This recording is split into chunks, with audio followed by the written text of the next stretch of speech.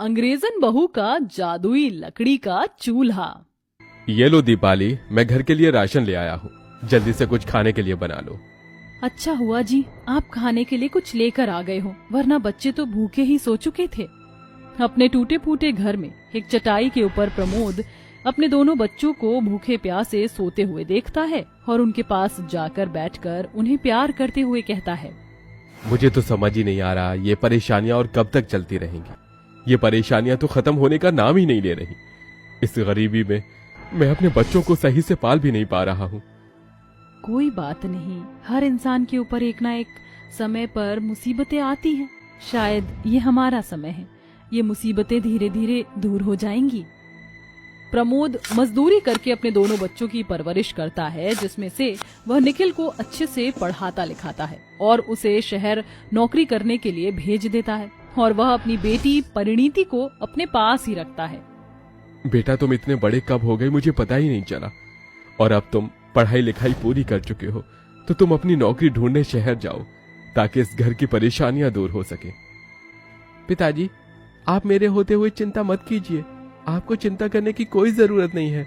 बहुत जल्द बहुत सारा पैसा कमाकर मैं वापस लौटूंगा। निखिल ऐसा कहने के बाद शहर चला जाता है। शहर में वह मन लगाकर काम करता है, इसी के चलते उसे अच्छी खासी सैलरी भी मिलती है। लेकिन वहीं उसके ऑफिस में एक अंग्रेजन लड़की काम करने के लिए आती है, जिसके ऊपर ऑफिस के सभी लोगों की नजर होती है। अरे भाई, क्या पटाखा है! So beautiful, so elegant, just looking like a wow. भाई, ये तो मेरी गर्लफ्रेंड बनेगी। निखिल परवीन और पुनीत की बातें सुनकर मन ही मन मुस्कुरा रहा होता है। बेकार में अंग्रेजन लड़की के पीछे पागल हो रहे हैं ये। अंग्रेजन इनमें से किसी को घास भी नहीं डालने वाली। निखिल ऐसा सोचकर अपने काम पर फोकस करता है। वहीं दूसरी तरफ सोफिया को वहाँ इतने सारे लोगों में केवल निखिल ही पसंद आता है, क्योंकि वह केवल अपने काम पर ध्यान देता है और किसी से फालतू मतलब ही नहीं रखता। इसी के चलते वह निखिल के पास आती है और उससे बातें करती है। निखिल, तुम तो बहुत अच्छी हो, तुम तो बहुत मन लगाकर काम करते हो। यहाँ सिर्फ तुम्हें ही काम करने में अच्छी रुचि है। सोफिया को हिंदी में बात करते हुए देख निखिल हैरान हो जाता है। ओह माय गॉड, तुम्हें हिंदी बोलनी आती है? मुझे तो विश्वास ही नहीं हो रहा। निखिल इस तरह सोफिया से बात करने लगता है और देखते ही देखते दोनों में प्यार बढ़ने लगता है, जिसके चलते एक दिन सोफिया निखिल से कहती है, हम दोनों इतने समय से एक दूसरे से बात करते हैं और प्यार भी करते हैं। अब मुझे ये दूरियां और बर्दाश्त नहीं होती। मुझे शादी करके तुम्हारे साथ, तुम्हारे घर वालों के साथ रहना है। सोफिया एक अच्छे परिवार से थी और निखिल बहुत ज्यादा गरीब। निखिल सोफिया को अपने बारे में सब कुछ बताता है। मैं बहुत ही ज्यादा गरीब परिवार से हूँ, तुम मेरे साथ कैसे रहोगी? तुम ऐसा सोच कैसे सकते हो? मैं तुमसे बहुत प्यार करती हूँ। तुम्हारा जैसा भी परिवार है, जितने भी तुम गरीब हो, उससे मुझे कोई परेशानी नहीं है। मैं तुम्हारे साथ हंसी खुशी रहूंगी। सोफिया इस तरह निखिल से शादी करने के लिए उसे मना लेती है। निखिल सोफिया से शादी कर लेता है, लेकिन जिस कंपनी में वह काम कर रहे थे, उस कंपनी के रूल एंड रेगुलेशन के अकॉर्डिंग शादीशुदा लोग उस कंपनी में काम नहीं कर सकते थे, जिसके चलते उन्हें उस कंपनी से निकाल दिया जाता है। जिसके बाद निखिल सोफिया को लेकर गांव आ जाता है। माँ, इससे मिलो, ये सोफिया है। सोफिया, माँ के पैर छू लो। निखिल के ऐसा कहते ही सोफिया दीपाली के पैर छू लेती है। वहीं उसकी माँ दीपाली उसके कान पकड़कर मरोड़ते हुए कहती है, अच्छा बेटा, तू इतना बड़ा हो गया है कि तूने अपनी माँ और पिता को ये बताना जरूरी नहीं समझा कि तू शादी कर रहा है। लेकिन अब जब तू इतनी सुंदर प्यारी अंग्रेजन बहू लेकर आया है, तो मैं उसे मना कैसे कर सकती हूँ। आओ बहू, अंदर आओ, तुम्हारे इस घर में स्वागत है। अपने गरीब टूटे फूटे ससुराल को देखकर सोफिया को बहुत अजीब सा लगता है। क्या हुआ बहू, क्या सोच रही हो? चलो यहाँ पर बैठ जाओ, मैं तुम्हारे लिए चाय बनाकर लाती हूँ। दीपाली ऐसा कहकर रसोई में चाय बनाने जाती है, लेकिन चीनी और चाय पत्ती पहले से ही खत्म होती है। वह अपने बेटे निखिल को घर का राशन लाने के लिए कहती है। मेरे पास तो थोड़े से ही पैसे बचे हैं माँ, चलो कोई बात नहीं, जो पैसे हैं उनमें से कम मैं राशन डलवा ही देता हूँ, फिर मैं कोई दूसरी नौकरी ढूंढ लूंगा। निखिल के पास जो भी बचे कुचे पैसे होते हैं वह उनसे राशन डलवा देता है। उस दिन सभी लोग बहुत खुश होते हैं। वहीं सोफिया की ननद परिणीति हर चीज में सोफिया की मदद करती है। सबका इतना अच्छा बर्ताव देखकर सोफिया बहुत खुश होती है। दूसरी तरफ सोफिया के अंदर एक खास बात थी कि वह अंग्रेजन होकर भी हिंदू लोगों के भगवानों में बहुत विश्वास रखती थी। अगले दिन जैसे ही सवेरा होता है, सोफिया अपने ससुराल के मंदिर में अच्छे से साफ सफाई करके भगवानों की पूजा करती है।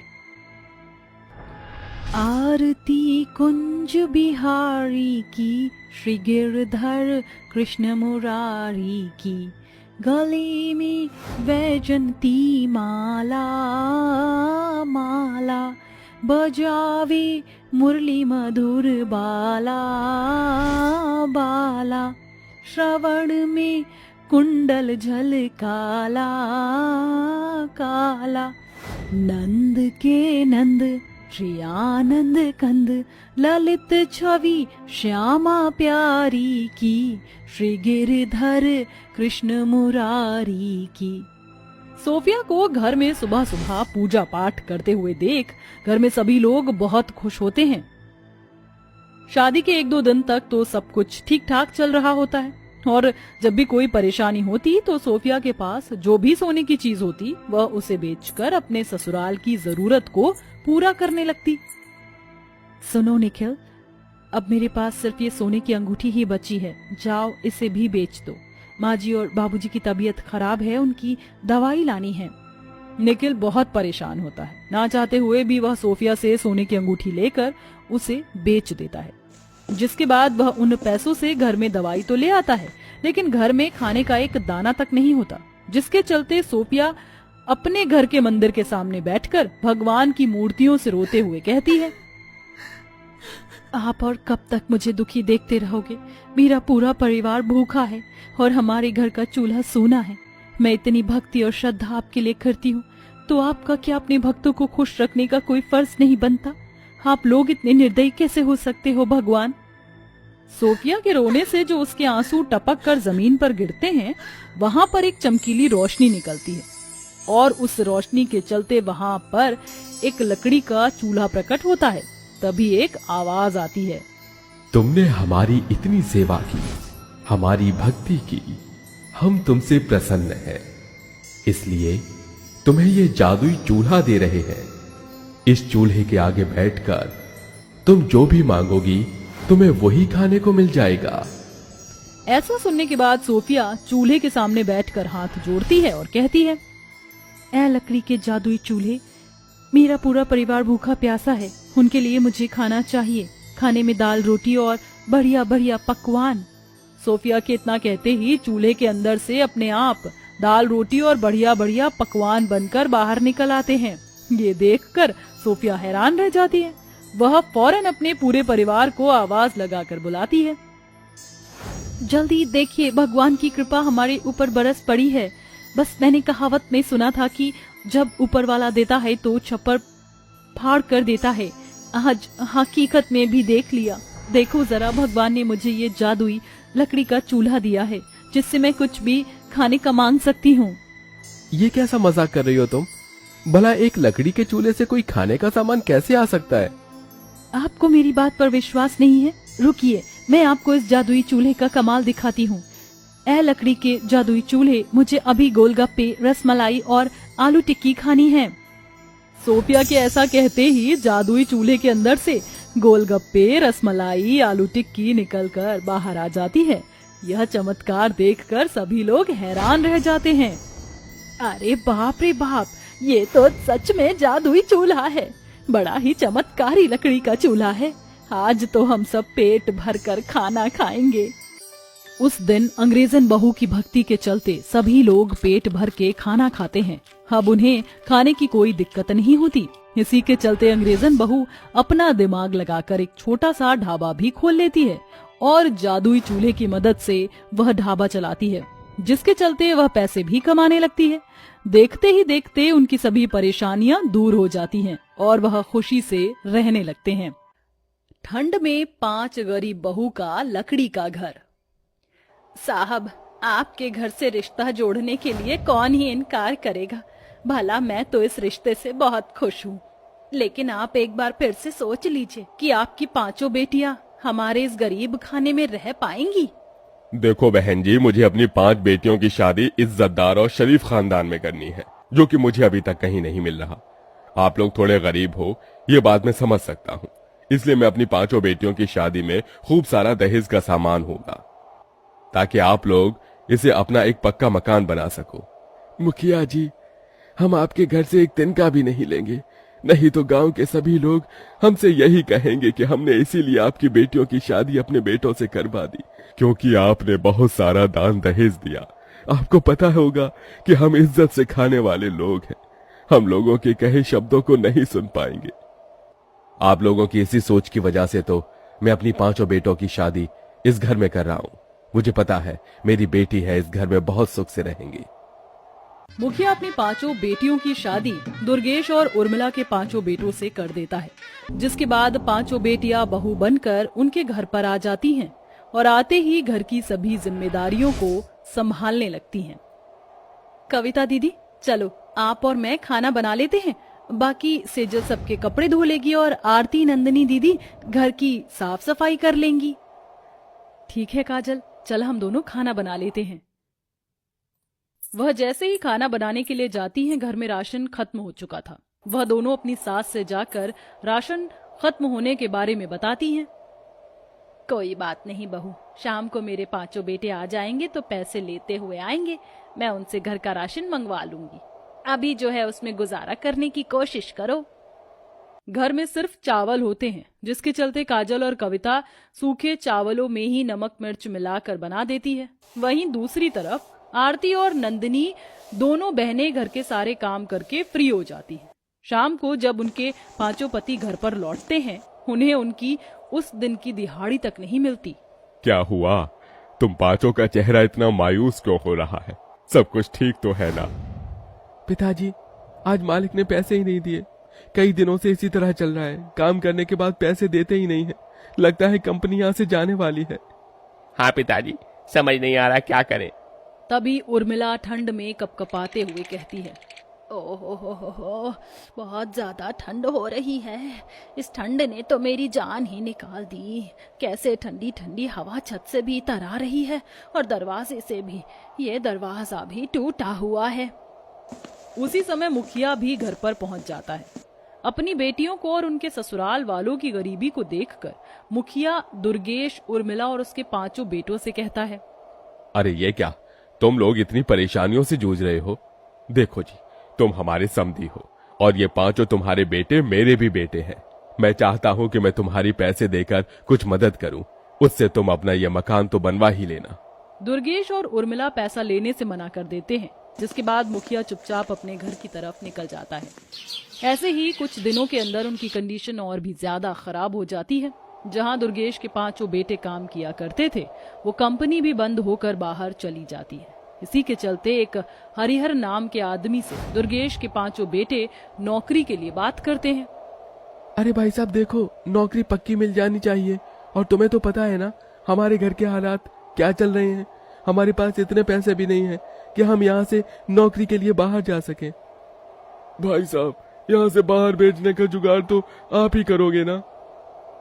हाँ, मैं ही करूँगा, चिंता क्यों करते हो? बस तुम्हारी नौकरी की पहली तनख्वाह पर 5% मेरा होगा, बाकी सारी तनख्वाह तुम्हारी। मंजूर है तो बोलो। आप बस हमें भेजने का इंतजाम करो। हम 5 भाई यहाँ से बाहर जाकर काम करेंगे और अपने परिवार को चलाएंगे। हमारे घर में बहुत सी परेशानियां आ रही हैं। हरिहर एक बस की टिकट लेकर उन 5 भाइयों को शहर से बाहर काम करने के लिए भेज देता है। इसके बाद 5 भाई बस में बैठे हैं और निकल पड़ते हैं। लेकिन जिस बस से वो जा रहे होते हैं, उसी बस का एक बहुत बड़ा एक्सीडेंट हो जाता है, जिसके चलते दुर्गेश और उर्मिला के पास उनके 5 बेटों की मृत्यु होने की खबर आती है। माफ करना बहन, ये कहते हुए मुझे बहुत बुरा लग रहा है। दरअसल बात यह है कि अब तुम्हारे 5 बेटे इस दुनिया में नहीं रहे। वो जिस बस से जा रहे थे, उस बस का बहुत बड़ा एक्सीडेंट हो गया और वो खाई में गिर गई, कोई नहीं बचा। यह सुनते ही उर्मिला और दुर्गेश और उनकी 5 बहुएं फूट फूट कर रोने लगती हैं। नहीं, ऐसा नहीं हो सकता। कह दो कि आप झूठ बोल रहे हो। हमारे पति इस दुनिया से नहीं जा सकते। अभी तो हमारी शादी ही हुई थी। हे भगवान, ये तूने क्या किया?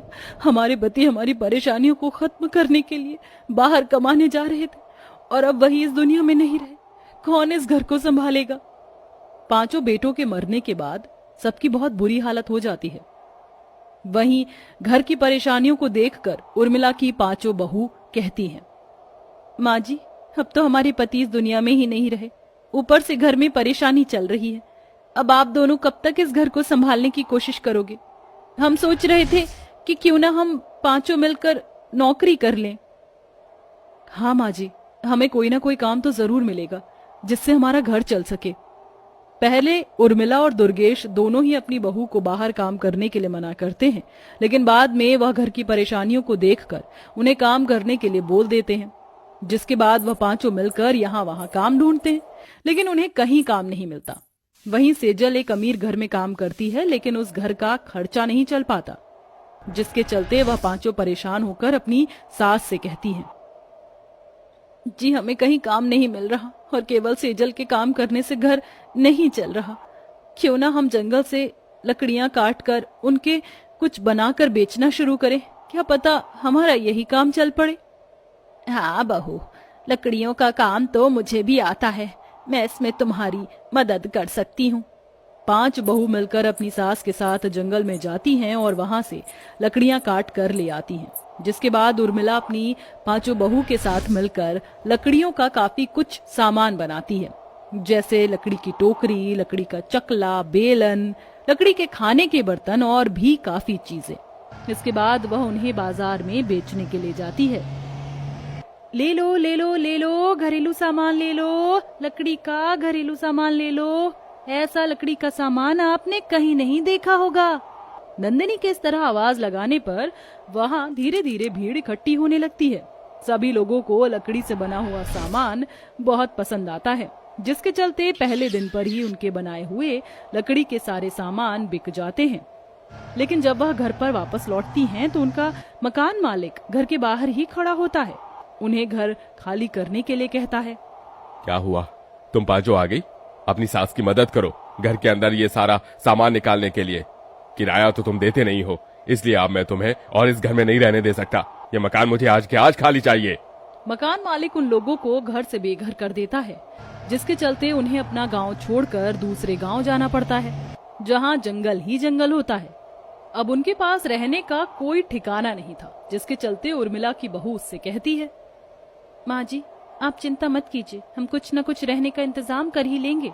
जब हम लकड़ी से इतना कुछ बना सकते हैं तो हम लकड़ी का घर भी बना सकते हैं। 5 बहू मिलकर अपने टैलेंट को दिखाती हैं और वहीं जंगल में लकड़ियां इकट्ठी करके लकड़ी का एक बहुत ही ठोस और मजबूत घर बना लेती हैं, जिसमें ठंडी ठंडी हवाएं तक नहीं आती। अब वह जंगल से ही लकड़ियां इकट्ठी करके रोजाना लकड़ी की वस्तुएं बनाती हैं और बाजार में बेचती हैं। इसी के चलते हुए अच्छा खासा कमाने लगती हैं और उनकी दिन प्रतिदिन परेशानियां खत्म हो जाती हैं। इसी के चलते एक दिन उर्मिला के 5 बेटे उन्हें ढूंढते हुए उनके घर पहुंच जाते हैं। मेरी आंखें कोई सपना तो नहीं देख रही, क्या मेरे सामने सच में मेरे 5 बेटे खड़े हैं? ये कैसे हो सकता है? उस आदमी ने तो कहा था कि तुम्हारी बस का बहुत बड़ा एक्सीडेंट हुआ है और वह खाई में गिर गई है। लेकिन हम लोग उस एक्सीडेंट के दौरान बच गए थे और शहर पहुंच गए थे। वहां हमने खूब मेहनत करके काम किया और पैसे जोड़े और हम बहुत सारे पैसे लेकर आए हैं। अब यहाँ हम अपना खुद का घर खरीदेंगे और अपना खुद का काम भी करेंगे।